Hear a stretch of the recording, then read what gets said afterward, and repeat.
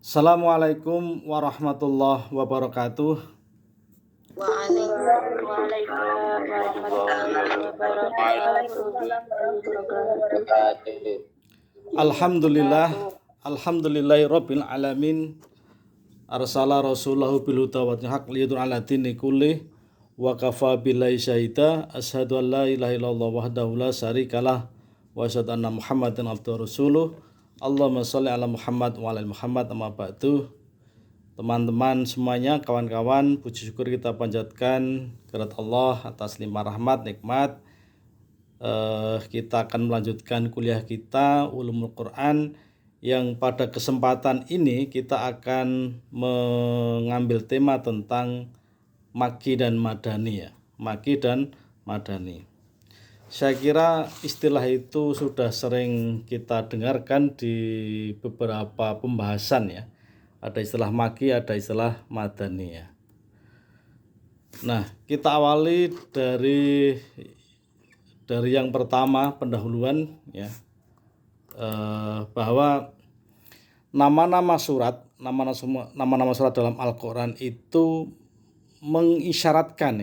mengisyaratkan adanya notasi apakah surat yang diwahyukan itu di Mekah atau di Madinah. Ini pertama kita pahami dulu bahwa kalau kita buka Quran itu di situ ada di situ ada semacam ya notasi begitu, ini surat ini Makki, surat ini Madani, surat ini Makki dan Madani dan sebagainya. Saya kira ini sudah sering kita lihat terutama di Al-Quran. Yang kedua, pemisahan secara historis ya, pemisahan secara historis itu seringkali dikaitkan adanya perbedaan sifat Nabi. Adanya perbedaan sifat Nabi di Makkah dan di Madinah. Ini sering kita pahami bahwa waktu Nabi di Mekah kemudian hijrah di Madinah itu menggambarkan sifat-sifat Nabi yang kemudian nanti kita lihat akan mungkin nanti ada salah satu sifat Nabi ketika berdakwah di Madinah itu lebih menekankan pada hal yang muamalah, tapi ketika nanti di Mekah itu lebih menekankan pada hal yang bersifat tauhid. Ini adalah bagian dari pemisahan historis terkait dengan adanya pemisahan kurun waktu ataupun juga nanti ada notasi-notasi lain. Kemudian dalam konteks Makki dan Madani ini, Fazlur Rahman itu pernah menyampaikan dalam kitab yang cukup populer tentang tema-tema pokok Al-Quran bahwa kronologis turunnya Al-Quran itu atau proses turunnya Al-Quran itu selalu dikaitkan dengan pemahaman ya, tingkat pemahaman ataupun juga tingkat kepentingan itu. Jadi maka ketika orang memahami Al-Quran tanpa mempertimbangkan kronologisnya, tempat turunnya, atau mungkin kalau kemarin kita sudah bicara tentang asbabun nuzulnya, tentu ini kurang afdal, kurang lengkap dalam sebuah memahami. Bahasa kita kurang komprehensif kan begitu. Maka hal-hal yang menyangkut tentang kronologis itu bagi Fazlur Rahman menjadi elemen penting di dalam pemahaman Al-Quran. Ini terkait dengan kronologis Al-Quran. Nah, pada tema Makki dan Madani ini kita coba melihat apa sih sebenarnya yang dimaksudkan dengan Makki dan Madani itu kan gitu ya. Nah, secara umum bahwa ilmu Al-Makki dan Madani itu didefinisikan sebagai sebuah ilmu yang membahas hal ikhwal bagian-bagian Al-Quran yang Makki dan yang Madani itu, baik dari segi arti dan maknanya maupun juga cara-cara mengetahuinya atau tandanya masing-masing. Jadi tanda-tandanya atau ciri-cirinya seperti apa?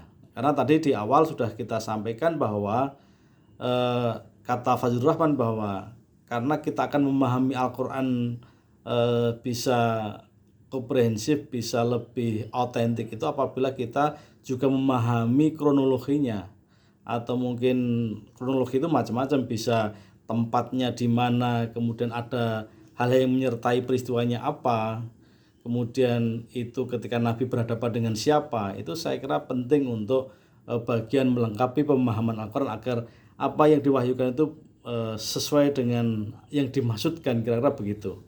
Nah, maka ilmu maki dan madani itu kemudian menjadi bagian dari kajian-kajian ilmu Al-Quran itu dalam rangka untuk mendudukkan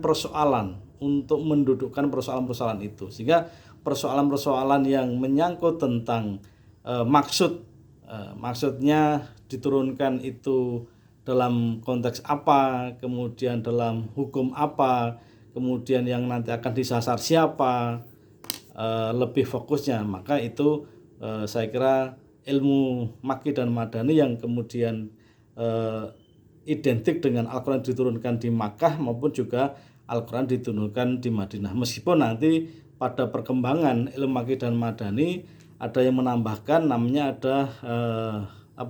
safariyah. Artinya ketika Nabi dalam perjalanan pun juga ada wahyu-wahyu yang turun. Tidak ansih kemudian hanya diturunkan di Makkah maupun di Madinah. Dan Makkah dan Madinah pun nanti juga akan dikelompokkan lagi. Itu hanya masalah kurun waktu ya, setelah hijrah maupun sebelum hijrah. Meskipun nanti kemudian juga ada ayat yang makiyah, tapi kemudian ternyata mereka juga ada semacam juga mereka bagian dari madaniyah. Itu nanti akan kita lebih detailkan. Nah, kemudian makiyah dan madaniyah itu dilihat dari masa turunnya.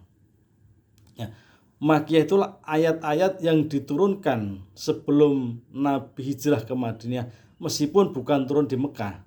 Sedangkan madaniyah lah ayat-ayat yang diturunkan setelah Nabi hijrah di Madinah, meskipun nanti bukan turunnya di Madinah ya. Jadi tadi sudah di awal sudah saya singgung. Artinya apa? Kemudian kalau yang di Madinah atau Makkiyah itu adalah persoalan pembagian waktu.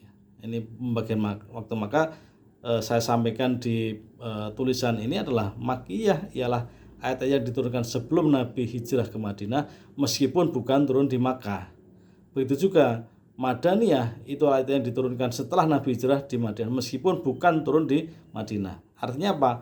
Ayat-ayat yang turun setelah hijrah itu disebut Madaniyah walaupun turunnya itu di Mekah. Ini perlu difahami ya. Jadi perlu difahami dalam konteks ini. Nah, contoh ayat kategori Madaniyah tetapi turun di Makkah ini di dalam Quran surat An-Nisa ayat 58, Al-Maidah ayat 3 yang ini sebagai ayat yang paling terakhir diturun ya. Ini adalah surat An-Nisa ayat 58 ini turunnya di Madaniyah tetapi dikategori sebagai Madaniyah tapi turunnya adalah di Mekah. Ini mohon difahami karena nanti ini hanya masalah pembagian. Nah, Maki Madani itu tadi Maki Madani dilihat dari masa turunnya. Nah, sekarang kita Maki Madani dilihat dari tempat turunnya. Jadi Makkiyah itu ayat-ayat yang diturunkan di Makkah dan di sekitarnya, tentu tidak hanya di kota Makkah. Ayat Quran juga turun di Mina, di Arafah, di Hudaybiyah dan lain-lain. Sedangkan Madaniyah bisa saja turun itu di Uhud, di Quba, di Sula dan lain-lain. Maka ini bisa dilihat dari sisi turunnya, tempat turunnya. Ada ayat yang turun di area Mekah dan di Madinah yaitu yaitu ketika peristiwa Tabuk, misalnya di Tabuk, yaitu Quran surat Taubah ayat 42, Quran surat Az-Zukhruf ayat 45 itu diturunkan dalam perjalanan Nabi antara Mekah dan Madinah. Dan nanti tadi di awal sudah saya singgung, ini adalah yang kemudian dikatakan, ini ada yang mengatakan inilah namanya ayat-ayat yang digolongkan sebagai safariyah karena Nabi dalam perjalanan itu terkait dengan Makki dan Madani dilihat dari tempat turunnya. Tadi di atas Makki Madani dilihat dari Makki Madani dilihat dari masa turunnya. Nah, sekarang kita lihat Makki dan Madani dilihat dari objek pembicaraannya. Jadi Makki dan Madani dilihat dari objek pembicaraannya. Jadi Makkiyah ialah jadi tadi ayat-ayat yang menjadi kitab bagi orang-orang Mekah, dan Madaniyah ayat-ayat yang menjadi kitab orang Madaniyah. Ini objek pembicaraannya. Jadi karena ayat Al-Quran yang turun di Makkah, maka objek-objek yang banyak dibicarakan tentu orang-orang Mekah. Karena Makkiyah itu berarti orang-orang Mekah. Begitu juga objek-objek ayat yang turun di Madaniyah itu adalah menjadi ayat-ayat yang sangat berkaitan dengan orang-orang atau umat-umat yang ada di Madaniyah. Ini saya kira dari subjek pembicaranya begitu. Jadi yang disetting itu ya tadi kalau ayat-ayat turun di Makkah, maka settingannya lebih banyak membicarakan konteks kehidupan di Makkah. Begitu juga ketika ayat Madaniyah itu setting objek yang pembicaraannya adalah juga terkait dengan orang-orang atau masyarakat di Madinah, meskipun itu juga bisa kita pahami meskipun itu turunnya di Makkah, di Madinah, tapi itu adalah bagian dari universal gitu ya. Tapi juga nanti ada hal yang dipotret itu adalah perusahaan-perusahaan yang ada di Makkah maupun di Madinah. Nanti kita lihat detailnya seperti apa. Begitu juga pengertian ini didasarkan pada objek itu, misalkan ada pembedaan para ahli ulumul Quran, ada pembedaan terkait dengan ungkapan-ungkapan yang dipakai.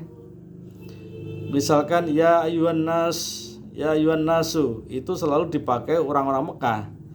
Ya ayyuhalladzina amanu itu selalu dipakai untuk orang-orang Madinah. Jadi ya ayyuhan nas itu lebih ini para ahli ulumul Quran mulai mencoba mencari disitulah kekhasan masing-masing, dan itu memang betul. Setelah dicek di Al-Quran, ternyata ayat-ayat yang dikelompokkan sebagai Madaniyah itu selalu untuk menyambut atau menyapa orang-orang Madinah itu lebih banyak memakai ya ayyuhalladzina amanu. Tetapi ketika menyapa orang-orang Makkah itu memakai ya ayyuhan nas. Lah nanti apa di situ dibalik, nanti tentu para ahli ulumul Quran bisa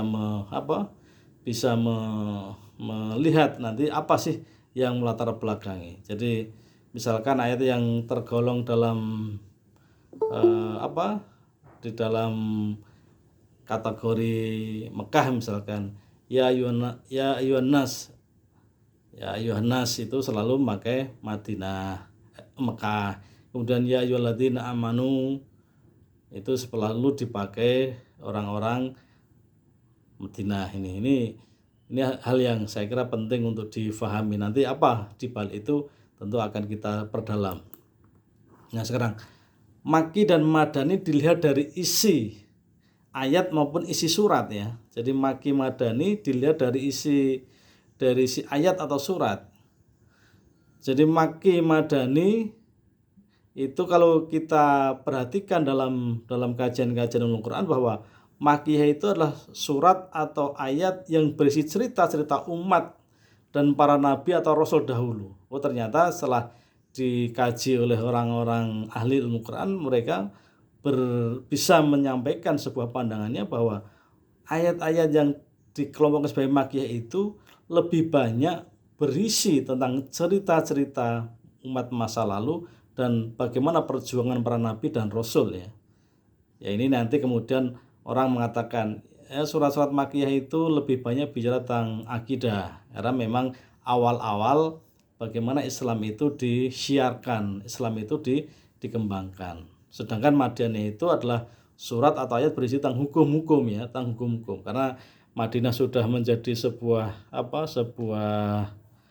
kota atau sebagai ya metropolitan, maka kota sebagai kota metro, maka disitulah maka lebih banyak penegakan hukum ya, masalah hukum hudud, faraid dan sebagainya. Ini dilihat dari isi dari isi ayat atau surah itu. Ini yang perlu kita pahami bersama-sama. Nah, kita lanjutkan bagaimana cara mengetahui maki dan madani. Cara mengetahui maki dan madani, ya. Sebenarnya dari tulisan-tulisan, dari referensi-referensi yang coba kita sampaikan di sini adalah ada yang berpandangan bahwa makiyah itu selalu dimulai dengan anida atau panggilan. Ya ayuhan nas tadi yang sudah di awal saya sampaikan, itu bagian dari salah satu cirinya, ciri-ciri makiyah. Yang kedua, di dalamnya terdapat lafal-lafal kala, ya. Kala itu seperti dalam Quran surat Al-Mu'minun 100, kemudian juga di beberapa surat yang lain, ya. Nah, itu ada kata kalla inha kalimatul huwa qailaha misalkan. Qailiha. Ini adalah menggambarkan tentang adanya kala yang di situ sebagai bagian yang para ahli itu memberikan ciri, ya, ciri khas. Oh, ini memudahkan pemahaman, inilah makiyah. Kemudian juga ada lagi yang mengidentifikasikan bahwa ayat-ayat makiyah itu banyak ayat-ayat sajadah, ya. Jadi wasjud waqtarib misalkan. Kemudian juga walahu yasjudun surat Al-A'raf ayat 206. Kemudian juga surat Ar-Ra'd, ya. Wallahu yasjudu min fis samawat wal ard misalkan. Ini adalah hal-hal yang menyangkut masalah-masalah terkait dengan ciri-ciri yang menggambarkan gambaran tentang itulah ciri-ciri yang nampak yang menggambarkan itu bagian dari ayat-ayat makiyah. Ada juga ayat-ayat makiyah itu diawali dengan huruf-huruf tahaji, ya. Misalkan alif, lam, mim, ha, mim, yasin, nun dan sebagainya. Itu adalah juga bagian yang bisa diidentifikasikan bagian ciri-ciri bahwa ini adalah makiyah. Kemudian yang selanjutnya adalah di dalam ayat-ayat yang dicirikan sebagai ayat Madinah itu bercerita, tadi sudah saya singgung, bercerita tentang umat-umat terdahulu. Begitu juga bagaimana perjuangan para nabi-nabi terdahulu. Di situ ada cerita kisah Nabi Yunus, kisah Nabi Yusuf, cerita Ibrahim dan lain-lain. Bagaimana perjuangan Nabi dalam mensiarkan wahyu itu. Maka di situ lebih banyak itu adalah diturunkan dalam kategori di Makkah. Yang selanjutnya adalah di dalamnya berisi cerita-cerita tentang kemusyrikan, adat kebiasaan orang-orang kafir, orang musyrik. Nah, ini gambaran-gambaran seperti itu muncul, ya. Jadi tentang kemusyrikan, tentang kekafiran orang kafir itu banyak diungkap ayat-ayat yang diidentifikasikan sebagai ayat-ayat makiyah. Ini nanti kita lihat, kita buka di dalam Al-Quran, kira-kira yang cerita tentang kemusyrikan, cerita tentang kekafiran itu adalah ayat-ayat makiyah atau Madinah. Nah, kemudian ayat-ayat anidah tadi itu selalu ditunjukkan kepada orang Mekah atau orang-orang yang mereka itu status atau identitasnya masih orang-orang kafir atau musyrik. Jadi ketika di awal tadi kan menggunakan ya ayuhan nas, jadi tidak lagi ya ayyuhalladzina amanu seperti yang digambarkan ayat-ayat Madinah. Ya ayuhan nas berarti ya ayuhan nas itu manusia yang masih umum sekali, ya. Karena di dalam Al-Quran ketika Allah itu menyebut manusia itu kan di dalam Al-Quran kan menggunakan tiga tempat, ya. Ada di satu saat Allah itu sering menggunakan ya ayuhan nas, hai manusia. Kemudian juga ada al-insan, an-nas, al-insan. Kemudian ada al-basyariyah, bahkan juga ya bani Adam, ya bani Israel, gitu, ya. Ya bani Adam, ya bani Adam. Itu adalah menyebut tentang manusia secara umum, ya bani Adam, ya. Jadi bani Adam juga disebutkan untuk menggambarkan manusia. Kemudian al-insan juga menggambarkan manusia, basyariyah juga menggambarkan manusia, an-nas juga manusia. Dan di situ ada beberapa kitab yang menjelaskan an-nas itu manusia secara umum, makhluk, ya, yang sebagai makhluk sosial, ya, memiliki tatanan. Kemudian kalau al-insan adalah manusia yang sudah beriman. Kalau basyariah itu adalah menggambarkan bahwa manusia itu punya posisi yang sama dengan hewan-hewan lain atau makhluk-makhluk yang di bumi itu sama sebagai basyariah, makan, minum, berkembang biak dan sebagainya itu sama. Tapi kemudian Bani Adam, nah Bani Adam itu menggambarkan tentang identitas manusia asal usulnya sebagai yang sebelum manusia yang pertama, manusia yang di situ digambarkan punya kelemahan, punya kekurangan dan sebagainya. Ini penyebutan manusia yang kemudian mereka bagian dari sifat-sifat asli yang berasal dari tanah. Kemudian kebanyakan ayat-ayat atau surah di Makkah itu pendek-pendek ya. Jadi kebanyakan ayat-ayat atau surah-surah yang diturun di Mekah itu pendek-pendek ya. Ayatnya pendek-pendek. Itu yang Nah, sekarang kita lihat bagaimana kemudian untuk melihat ciri-ciri khasnya yang ayat-ayat yang diturunkan di Madaniyah. Nah, tadi kita sudah sampaikan di awal bahwa pakaian nidaknya, panggilannya itu ya ayyuhalladzina amanu. Ya ayyuhalladzina amanu, panggilan-panggilan untuk memanggil orang-orang Madinah karena setelah hijrah kemudian Islam itu direspon dengan baik, kemudian bahkan berkembang, orang banyak ikuti Nabi, maka disitulah orang-orang yang dipanggil melalui ayat Allah ini adalah ya ayyuhalladzina amanu, hai orang-orang beriman. Itu yang pertama.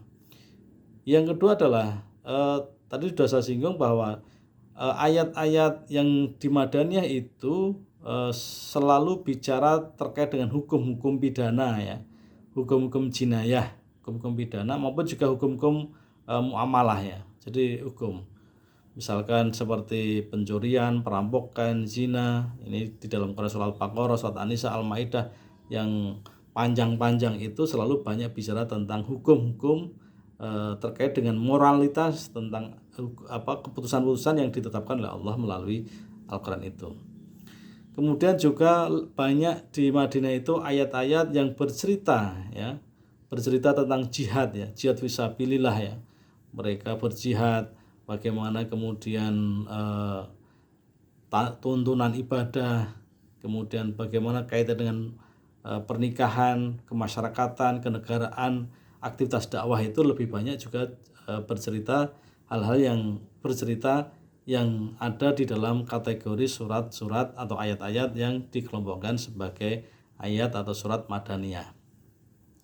Kemudian juga yang selanjutnya adalah tadi di dalam surat ayat-ayat Madinah atau Makkiyah itu adalah juga berbicara terkait dengan semacam kenegaraan, tatanan sosial ya. Tadi meskipun sudah sebutkan ada muamalah, kemudian ada terkait dengan tatanan sosial, muamalah maupun juga jinayah tadi adalah dalam beberapa ayat itu selalu menekankan artinya keseimbangan, keharmonisan dan juga nanti tuntutan hal-hal yang nanti akan dihitung, dihisab di yaumil akhirat atau di hari akhirat ini. Kemudian bagaimana pengetahuan tentang Makki dan Madani itu kemudian dalam kajian-kajian ulama ya, ulama Al-Quran. Ada beberapa hal ya yang perlu kita pahami bahwa pengetahuan tentang Makki dan Madani para ulama itu bersandar pada dua cara untuk mengetahui Makki dan Madaniyah. Tadi kan ciri-ciri umumnya sudah kita sampaikan tadi. Tapi kemudian bagaimana orang kemudian melihatnya seperti apa secara teknis. Ada dua cara untuk mengetahui Makki dan Madani. Yang pertama adalah disebut dengan istilah as-simai nakli ya. Jadi as-simai itu ya pendengaran dan juga pendengaran ya. Jadi pendengaran yang dimaksudkan adalah pendengaran jadi pendengaran ya artinya apa? Pendengaran seperti apa adanya. Jadi as-simai akali, pendengaran apa adanya, yaitu didasarkan pada riwayat-riwayat dari sahabat yang hidup yang kemudian banyak menyertai dengan Nabi. Bahkan ada juga sahabat-sahabat yang menyaksikan turunnya wahyu, atau juga para tabiin yang menerima dan mendengar dari sahabat-sahabat ya. Jadi di situ cara untuk mengetahui kepastian ini maki dan madani, untuk mengetahui kepastian maki dan madani seperti apa. Nah, kepastian itu didasarkan pada yang disebut tadi, saya ulang lagi, adalah asimai an-naqli. Jadi pendengaran, seperti pendengaran yang didengar dari para sahabat.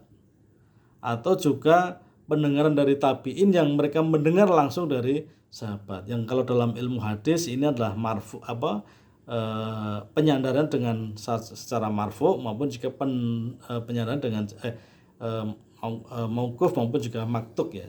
Jadi penyandarannya tadi adalah sahabat sendiri yang menyertai, menyaksikan turunnya wahyu itu, kemudian berbicara di mana ayat itu ketika ayat ini turun. Oh ini di Makkah, oh ini di Madinah, ini di Safariyah dalam perjalanan. Maka itu adalah yang tahu adalah tadi dari pendengaran atau riwayat-riwayat dari para sahabat, ataupun juga pendengaran dari para tabiin tapi yang mendengar langsung dari sahabat yang pada waktu itu punya data-data atau punya otentik ya, data-data otentik terkait dengan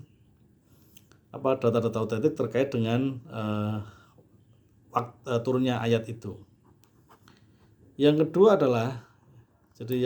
adalah namanya kiasi ijtihadi. Jadi kalau tadi asimai al-aqlid, ini adalah kiasi ijtihadi, yaitu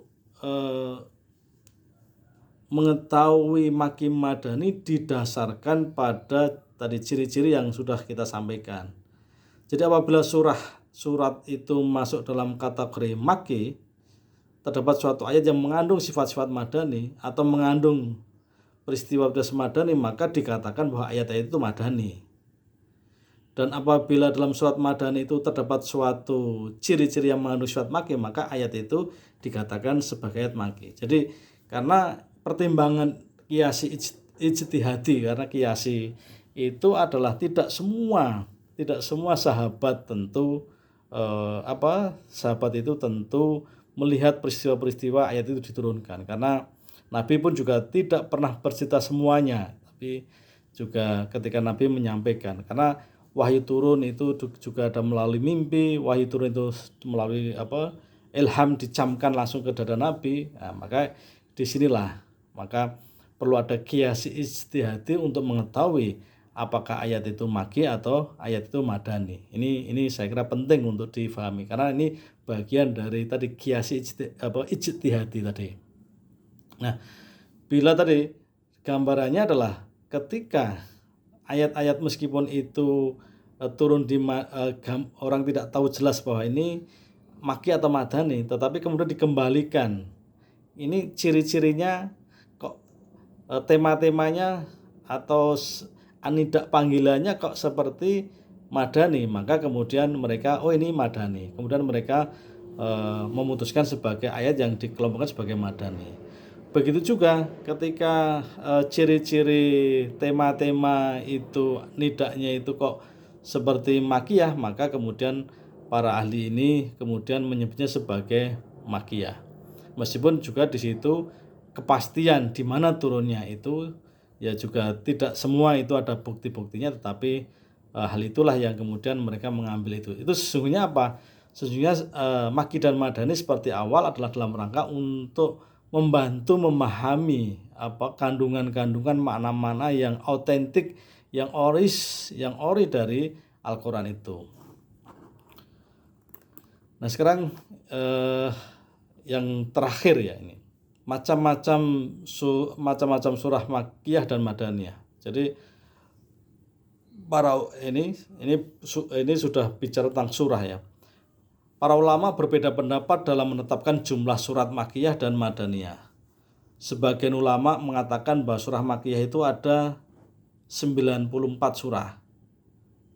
Kemudian Madaniyah itu ada 12 surat. Ini ada pandangan seperti itu ya. Jadi di situ ini mengelompokkan tentang suratnya, karena penentuan surat kemudian ayat itu kan namanya tauqifiyah, sudah ditentukan oleh Nabi sendiri.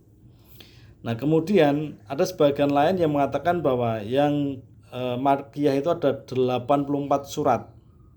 Kemudian yang Madaniyah itu ada 30 surat. Ini karena adanya sebagian surat yang seluruhnya itu ayat Makkiyah dan ada juga Madaniyah. Dan ada sebagian surat lain itu tergolong Makkiyah, tapi juga ada yang mengelompokkan sebagai Madaniyah. Jadi ini ketika kita baca Quran ini Makkiyah dan Madaniyah itu kan dalam pengelompokan surat, tapi kemudian juga nanti di ayatnya bisa jadi meskipun dikelompokkan sebagai kelompok Makkiyah, tapi bisa jadi ada sebagian ayat yang bisa jadi diturunkan di Madaniyah misalkan begitu. Nah, kemudian surat-surat Al-Quran karena terbagi dalam 4 macam ya, jadi 4 macam ya. Karena ada surah-surah Makkiyah murni yang Makkiyah kulluha, semuanya adalah Makkiyah. Kemudian juga ada surah-surah yang Madaniyah temur kuliah, jadi murni Madani. Kemudian juga ada nanti surah Makkiyah tapi berisi ayat Madaniyah, atau surat Madaniyah nanti berisi dengan ayat-ayat Makkiyah. Jadi Makkiyatun fiha Madaniyah, maupun juga Makkiyah fiha Madaniyah fiha Makkiyah. Ini nanti banyak kita contoh-contoh dan nanti Anda bisa membaca sendiri. Nah, yang paling terakhir apa sih manfaatnya? Kita bicara manfaat ya. Yang terakhir kali kita bicara manfaat atau faedah kita mengetahui Makki dan Madani. Sebagian alat bantu ya. Satu ya, yang satu adalah faedah Makki dan Madani itu satu sebagai alat bantu untuk menafsirkan Al-Quran. Sebab pengetahuan mengenai tempat turun ayat dapat membantu memahami ayat tersebut dan menafsirkan dengan tafsiran yang benar. Tadi sudah saya sampaikan di awal. Yang kedua adalah meresapi uslub atau gaya bahasa Al-Quran dan memanfaatkan dalam metode berdakwah menuju jalan Allah. Jadi surah-surah Makkiyah yang ditujukan kepada orang kafir, Quraisy, dengan memakai uslub singkat-singkat, sedangkan surah-surah Madaniyah yang ditujukan kepada penduduk Madinah itu adalah yang heterogen, yang metropolis, itu menggunakan ungkapan yang panjang agar mudah difahami. Ya, ini penting untuk kita pahami. Jadi ini adalah faedahnya. Jadi sebagai alat bantu menafsirkan Al-Quran juga untuk memahami gaya bahasa Al-Quran itu. Kemudian yang ketiga adalah salah satu hikmah mempelajari Makki Madani itu adalah kita tahu tentang bagaimana proses pentasrikan atau proses penetapan hukum itu seperti apa. Dulu di beberapa kesempatan sudah kita sampaikan terkait misalkan larangan bagi orang-orang yang tentang minuman keras ya, khamr itu ternyata larangannya itu ada bertahap ya. Jadi awalnya diperbolehkan, kemudian toh pada akhirnya kemudian dilarang.